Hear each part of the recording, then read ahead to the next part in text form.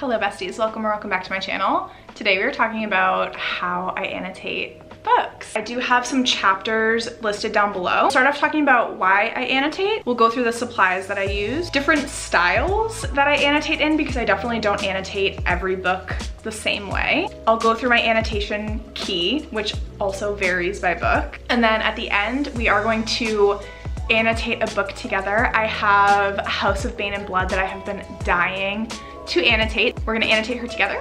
And while we do that, I'm gonna answer some of your questions that you sent in. So why I annotate. I personally like to interact with the text, especially if it's a book that I'm thoroughly enjoying. I feel like being able to give my own reactions, annotate parts that I think are really well written or had an emotional impact on me, whether that was hee ha-haing, whether it was screaming, crying, throwing up, whether it was making me sweat with anxiety, like actually physically I'm having a reaction to the book. I like to annotate all of those things. I feel like being able to interact with the text, interact with the characters on that next level by inserting my thoughts, feelings, doodles, highlights, color, whatever that is for me, it just helps me to next level my experience with a book that I'm already enjoying. On that same note, my second reason is that it really elevates the reading experience. So not only for that first reason of like feeling like I get to interact with the story, interact with the characters, elevating the reading experience, meaning I feel like when I'm annotating, I'm there with the story. I'm able to react along with the characters. It's almost like when the main character is standing there either next to her love interest or next to a big battle that she's going into, annotating makes me feel like I'm standing right there with them, experiencing what they're experiencing, if that makes sense. I am physically inserting myself into the story. And then the last reason why I annotate, and this one is more recent, I would say within the last reading year of mine, especially with series and a lot of fantasy series or fantasy romance series, annotating helps me to not have to reread a series if I don't want to. And what I mean by that is when you annotate, especially if you're annotating to be able to like recap or refresh a story without having to reread the whole thing, it helps me to, I mean, just in general, I feel like when I annotate, it helps me to remember a story even better. So if it is a series that I know I'm going to want to continue with, going into that annotation process saying, okay, I'm going to have a tab for important, very important plot details. I'm gonna have a tab for world building. I'm going to have a tab for character development. Taking less of a reactionary annotation style and more of a, I'm gonna plot this story for myself. That way, if I don't feel like doing a reread, and I am a rereader, I do love it very, very much, but I can't just be rereading all of these series a million times as the next book is coming out. I will be able to flip through my annotations. It will still take maybe like an hour of reading or like an hour and a half, but you can flip through what you tabbed and it helps you to refresh the story without having to do a whole entire reread. Sometimes I was getting overwhelmed with, okay, I really want to read the series, but it's like a 5-book series or a 9-book series or a 13-book series. And it's like, how do I do this while also reading all of the other books that I want to read? And annotating has been critical for me in that way. Those are my main 3 reasons why I annotate. I feel like those reasons do evolve over time, but those are my current reasons why I love annotating. The supplies that I use for annotating. I've gone through a couple phases with my annotation supplies, and I feel like I have found supplies that really work well for me. So the first one being highlighters. I do highlight in my books. I really like highlighting because it feels less disruptive to my reading process, if that makes sense. Annotating for me used to be not my favorite thing to do because I felt almost like I had to constantly be exiting out of the story to put my annotations in and then get back into reading. It would really disrupt my reading flow. And I feel like once I became okay with highlighting in my books, because I was not always okay with it, I used to annotate in pencil very, very lightly so that if I wanted to erase my thoughts later, I could do so. Now I love highlighting because I can quickly put a tab in, highlight what I need to, and then if I want to go back when I'm like maybe done the chapter, when I maybe done a section of reading, I can go back and if I want to, I can add my doodles, I can add my little thought bubble notations in. Highlighting for me is the most similar to when you're reading on your Kindle and you can just drag your finger across and highlight a whole section. So I did go through a phase where I got the highlighters that took the reading world by storm off of Amazon, and these are the, if you look up Bible highlighters on Amazon, these square ones will pop up. I don't use them as much anymore because they dry out very, very quickly. I feel as though I've heard similar reviews about these, that I tried to read one book. I'm pretty sure I annotated the Ravenhood series with these and they were running out through one book. So they're not the best. I have moved on from these. I do still have them because I'll use them and finish them. But I have moved on to mild liners, and these I have to say are my absolute favorite. I'll include little aesthetic clips of my supplies so I'm not just like holding these up beauty guru YouTuber style. The mild liners are amazing. Not only do they have really bright colors, they don't bleed through, but they last. They're very juicy, if you will. They last for a really long time, which I love. So I fell in love with mild liners. I feel like it's a fan favorite. It's a favorite of mine as well, and I will probably stick with them for quite some time. The other option that you could do, I've done this sometimes if I am looking for a very specific color palette to annotate with, I have used my Tombow markers. I do love those as well. I use those for a lot of my bullet journaling. They don't bleed through as long as you only do like 1 or 2 swipes over what you're trying to highlight. However, it does depend on the color that you're using with the Tombow. If you do use a darker Tombow color, you run the risk of it bleeding through. I find that the mild liners do not bleed through unless you're like super, super heavy handed. You don't get a lot of bleed. The Bible highlighters are really good because those don't bleed through, and those I think are built for very, very thin pages like a Bible. But like I said, you run the risk of them drying out mid annotation of a book, and then you have to switch your color palette, which would really bother me in my brain. I am so basic with my pen choices. I want a pen that is actually not super, super juicy because I don't want my pens to bleed through my pages, but also some page textures in books don't lend well to juicy pens because it's going to smudge. I don't know if y'all have ever had that happen to you, but it's happened to me and it's been the most frustrating experience. So I like to use, my tried and true is the Bic round stick. You get a pack of 30 of these for like $3, but they're the best annotating pens in my opinion. I do tend to lose the caps for these and they sometimes dry out. I literally don't care. I love them. These are my favorite. I also do like the Zebra Z-Grip pens. I'll try to see if there's a more official name for these, but it's the same thing. It has a very rounded tip so you don't get that indentation in your page, and they're juicy that they will write. I don't mean it's like a dry ink, but it's not like runny like a Pilot G2. So these are my tried and true. If you're looking for annotation supplies that literally are so cost effective and you'll have a good experience, I recommend these two. My final supply are my tabs. I do order these from Amazon and I will have the ones that I get linked down below. They're probably the ones that you see everybody talking about when they annotate because these were such a game changer when I found them. I do have ones that are specific color palettes. I went through that phase.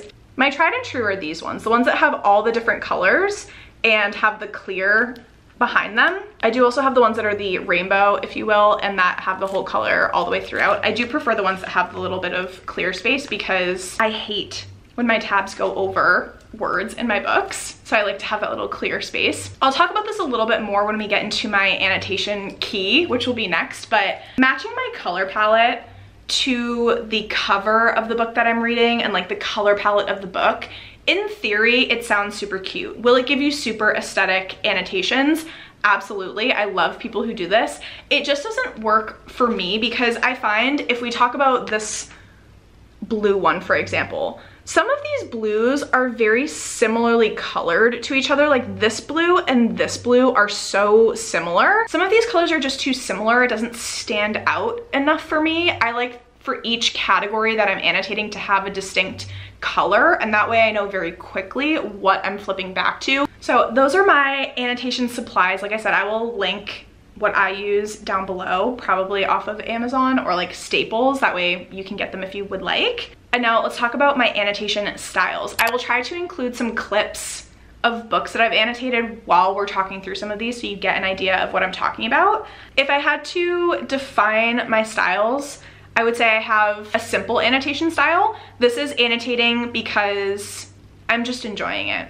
I'm just having a great time. I'm going to insert my hee-hees, my ha-has. I'm literally going to write, OMG, I can't believe this happened in the book. Like, we are not talking big-brained annotations, analyzing the writing style and the plot arc and the character arcs. Absolutely not. It is me just inserting my reactions into a book. This is also a style, my like simple style, where I like to doodle.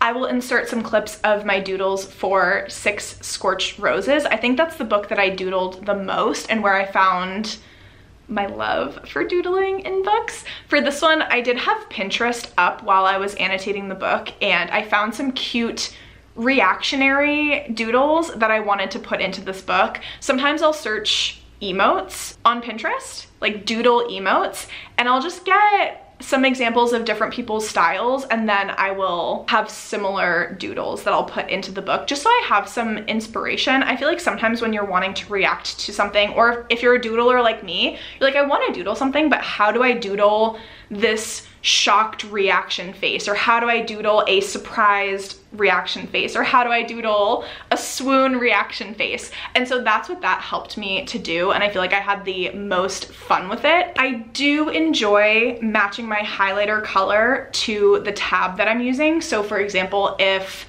pink or red, which it usually is, are for like romantic parts, like romance hee-hee ha-has, or romantic tension, things like that, I usually use a pink or a red tab for that, and I'll usually do a pink highlighter for that as well. There's also times when I will annotate by character. So if the stories have characters that I'm absolutely obsessed with, like the Legends of Besmar series, I ended up having a color that was dedicated to Thea, who's our main character, our main female character. I typically use purple for her, and if she had any amazing monologues, if she had any amazing parts during the romance, like little one-liners or something like that, I would highlight her in purple, and she had a purple tab. And then I had a blue highlighter and a blue tab for Wilder, who is the male main character, because I just could not get over their dialogue, that I was like, I need to just highlight every single word that these two characters are saying. So I do tend to like to match my highlight color to my tab color. And then the other like stylistic choice that I make for annotating is if it's beautiful writing, if it's a quote that I really, really love, I typically have a tab for beautiful quotes or beautiful writing. I will highlight it, but I will also underline. If you ever see me underlining something in a book, it's typically because I just found it really, really beautiful, and highlighting that wasn't enough. I want it to have more of an impact. I will also circle or like star really important words, so I like to do that too. So those are kind of my style. I would say, just like you have a reading flow, you're gonna have an annotation flow, and you're gonna find what works best for what book you're working with. Now we're gonna talk about my annotation keys. And again, I will insert clips of my annotation keys while we're talking through some of this, because I do not annotate every book the same, and so my keys are not the same. Most commonly in the books that I annotate, I do have some like staples that I do. I have a tab for pretty descriptions or like beautiful writing, beautiful quotes. All of those kind of fall under one tab. World building, depends on if it's like a romance book, I won't have a tab for world building, but if it's a fantasy romance or a fantasy. Flirty, cute moments, I also typically label this tab either flirty, cute moments, romance hee-hees, ha-has, romantic tension, like all of those, I typically have like a romance tab. And then I'll usually have a tab for important, like if you are to remember anything about this book, it needs to be these important tabs. So that's one that I did for Sorcery of Thorns. There are times when I'll have a separate tab for banter and dialogue. I did this for A Study in Drowning. So this annotation key, again, I had a tab for gorgeous writing, for romance moments, for fantastical elements. You could also kind of call that world building. And then I had a separate tab for banter and dialogue, because these two characters had such good banter dialogue. I needed just moments like that That for me differs from beautiful writing because it might not be like a beautiful, lyrical, amazing moment with the writing, but the dialogue is incredible and noteworthy that I'm going to annotate it. Then if we have a series like the Legends of Thesmar series with Blood and Steel, I usually like to keep my annotation key pretty uniform throughout an entire series. That way I just know what's going on. I also don't have to think about recreating my annotation key with every book in the series. It can just be the same throughout. So here I added 2 tabs that I didn't have in the other books. I have a tab for War Swords of Thesmar because that is a critical element to all of the series. It deserved its own tab. Also, they say War Swords of Thesmar like a million times throughout the series. I tried to just notate the key points as we were learning more and more about these crazy hot warriors. And then I also in this book had a separate tab for tension because even though there were romance teehees in this series, the tension was like a whole separate thing. The tension and the angst between these characters, I needed to notate that separately because it was such an important role in the romance.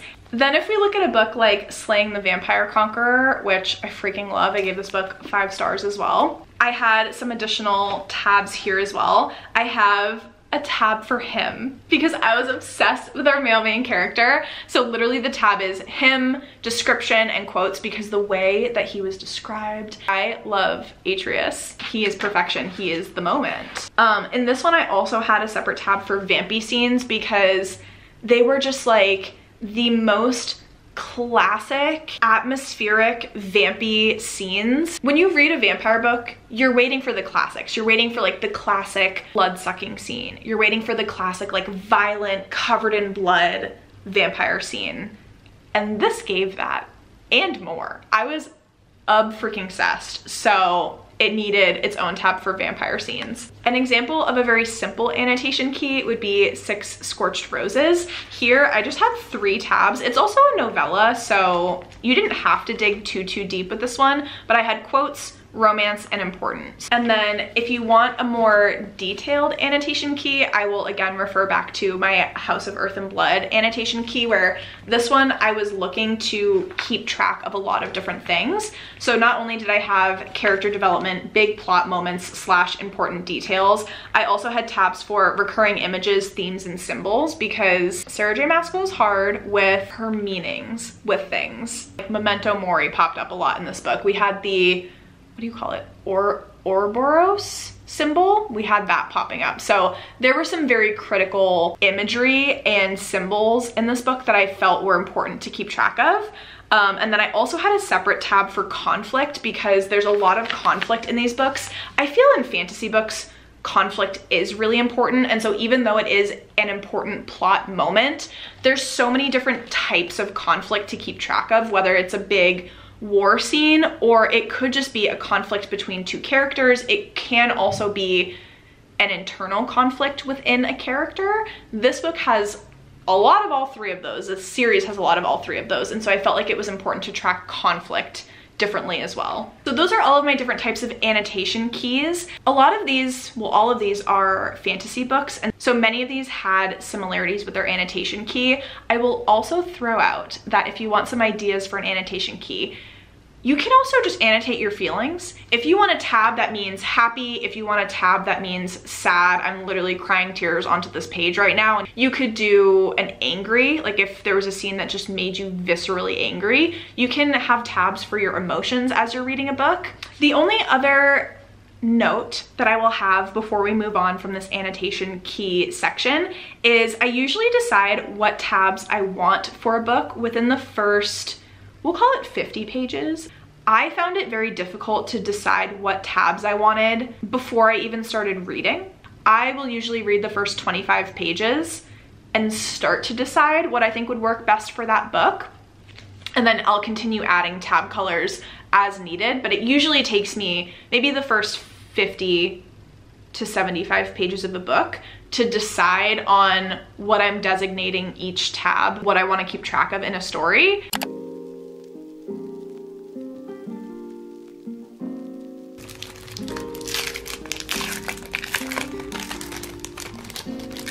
Let's go ahead and annotate House of Bane and Blood by Alexis Menard. This is a book that I read on my Kindle. Absolutely loved it. I gave it 5 stars. I bought the physical editions of this and also the second book in the series, City of Mirth and Malice. So we're going to go ahead and annotate all of the highlights that I put when I was reading with my Kindle into the physical book. I will talk through just some like additional things as we're going through that I forgot to mention in my how I annotate section. So you'll get to see not only how I'm doing it, but just some little, I don't know, things that I feel I'm particular about with my annotation style. And then I'm also going to answer some of the questions that y'all asked on my Instagram stories about annotating. I love annotating dedications, especially when they're just a really beautiful dedication that resonates with you. I think go ahead and make this page as pretty, show it the appreciation it deserves. So I am annotating the dedication of this book that reads, "For ones who lost themselves trying to please everyone, you can still be anything you want to be." Oh my gosh, the way that that resonated with the people pleaser in me. By far, the most commonly asked question that I got was, how do you decide what you want to annotate in a book? Most people were asking, before you read a book, how do you know what you want to tab in it? I definitely don't, and I did answer this a little bit in the previous section, but I just wanted to make sure that I hit on it. If I'm reading a book for the first time, I'd wait until the first 25 to 50 pages before I decide what I want to annotate, because you get a sense of the story and you get a sense of what you're going to enjoy about the book. So that's typically my process. However, I did want to touch on the process that we're doing with House of Bane and Blood, where you actually annotate after the fact. You annotate after you've read the book. I'm a massive Kindle reader. I read a lot of books on my Kindle, and if I end up finding a 4 or 5 star book that I want to order the physical copy for, this is a really fun annotation process, and for anyone who's new into annotating, this might be a fun method for you to try. I did annotate, make a bunch of highlights on my Kindle as I was reading House of Bane and Blood for the first time, and what I'm doing is essentially just copying the annotations that I highlighted while reading with my Kindle into the physical book. I find this a really fun process, and you get to relive your favorite moments of a book that you probably recently read, like a recent 5 star, and it just makes it a really fun time. So I did want to throw this out there if you're getting into annotating, or if you've never tried this before, or if you find annotating really disruptive to your reading process and you don't find it fun, annotating after the fact might be a really fun way to dip your toe into this. The only other question that I got that I didn't already answer in the rest of this video was, do you write in your books or in your reading journal? I do write in my books, as you're seeing right now. I do also make spreads for books that I really, really love in my bullet journal as well, but truly that could be a whole separate video. This is the final little flip through of the annotations for House of Bane and Blood. I hope that you enjoyed this video, friends. If you did, please be sure to give it a big thumbs up, subscribe to my channel if you haven't already. If you have any other questions that I didn't answer in this video, please feel free to leave them in the comments down below. I will catch you in the comments, and I will see you in my next one. Toodles!